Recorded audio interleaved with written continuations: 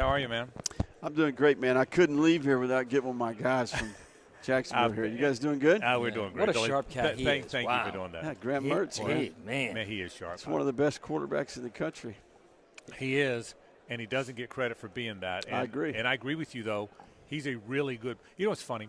Even before he got here, people – why is Graham Mertz?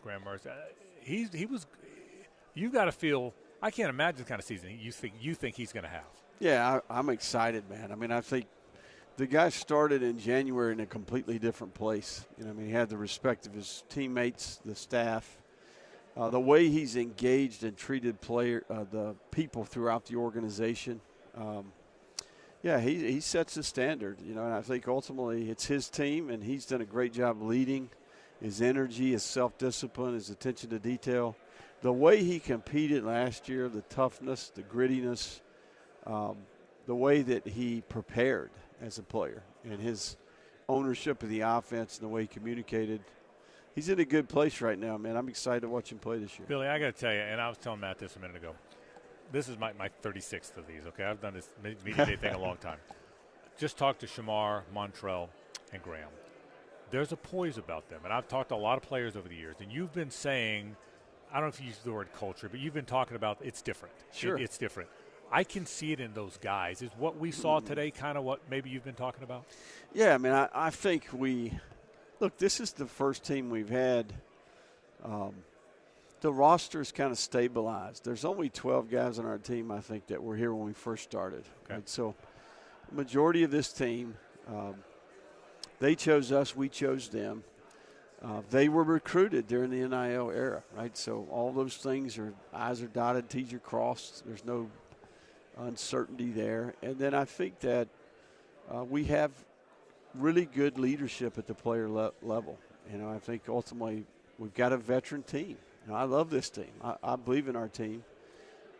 We've got 17 starters returning. You know, we've got 41,000 snaps coming back. I think it's 463 starts total. Wow. We're fourth in the SEC in returning production.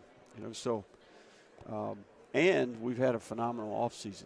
I think some of the changes that we made, the strength and conditioning change, the sports science, nutrition, that team of people, our players believe in what's taking place there. And a couple changes on defense, I think, have made a difference. And then we added Joe Houston from the New England Patriots to help us with the special team. So, yeah, I think that's been typical assessment. You know, you hear this outside noise and kind of this narrative people have created about the Gators, and then people come and visit and observe our players' work and the way we interact with each other and look at our team. You know, we've got more competitive depth than we've ever had, and we're looking forward to it.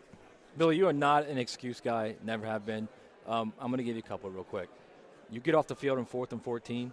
That field goal against Arkansas goes in. It's a completely different offseason, right? Yeah. Look, some part of me wants to say that maybe we needed to go through that. You know, maybe we needed to experience some of that. You know, I think maybe that forces you to grow. It forces some tough decisions. It forces you to be a little tougher, a little more objective. And maybe exposes, you know, who's all in and who's not. Right. You know, and I think we were very intentional with some of our roster moves in the winter. Not only the players that maybe left, but also the ones we added. And I think, I'm with you. I get that part. But even 7-5, we would have been disappointed probably. You know, I mean, I feel like we were even close at LSU. We were close with Florida State. You know, I think the back half of the year, we got to become more consistent. And when we get in position in these 4-quarter games, we've got to close out the games.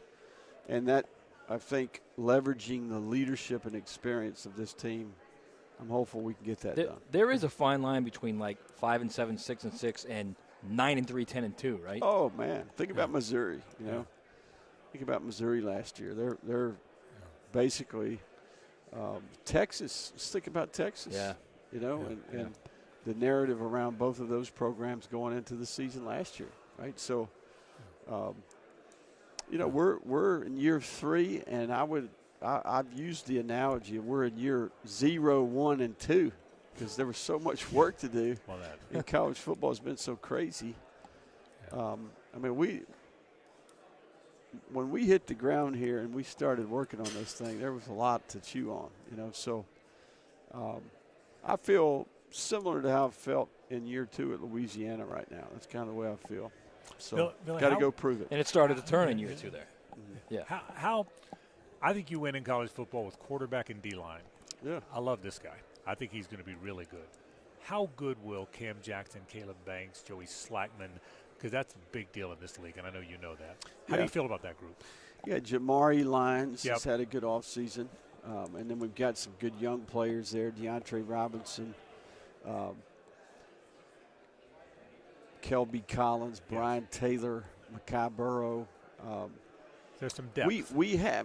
We have depth on both lines of scrimmages. Our defensive line and edge group combined, our offensive line, no doubt the best groups we've had since we've been at Florida.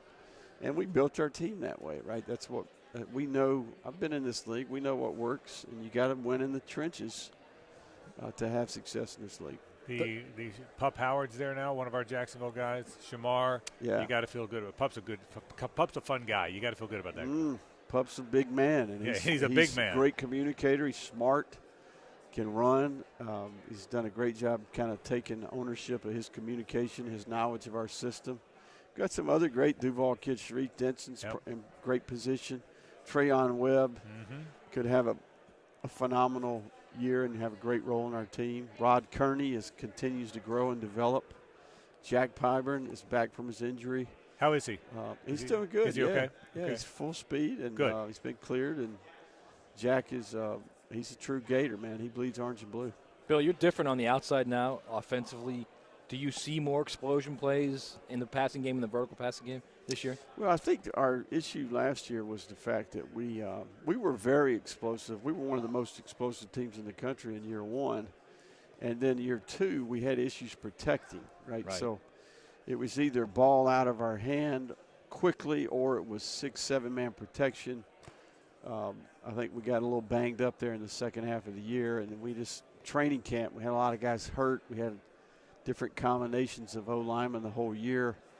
And that's what I'm excited about is I think if we can protect 15 here, he can distribute the ball. And I think ultimately that's been a point of emphasis in the offseason. Final thing for you, and thank you for stopping by. I know it's been a crazy day for you, Billy.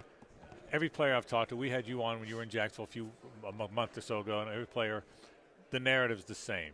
Yeah, we know what they're saying on the outside, but we're on the inside. You've said it. Every one of your players have said it. So how does that manifest itself? Do you keep that away from them? Do you have to? Are they mature enough that you don't have to worry about that? How do you deal with that part?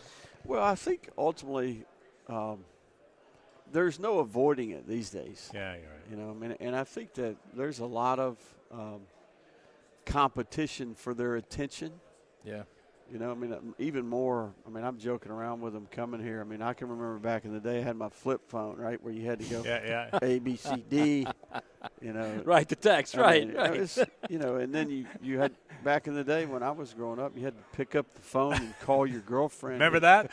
You'd say, "Hey, is Ashley there?" You know, I mean, but these guys, man, they got not just multiple devices. You know, they got their Surface, their iPad, they got 2 cell phones. They're playing video games. I mean, they're playing online with some guy on the other side of the country. Right.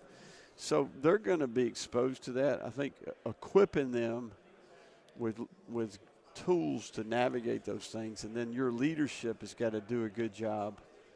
People that have been around it, that have learned that lesson, hey, don't ignore the noise. Don't believe the hype.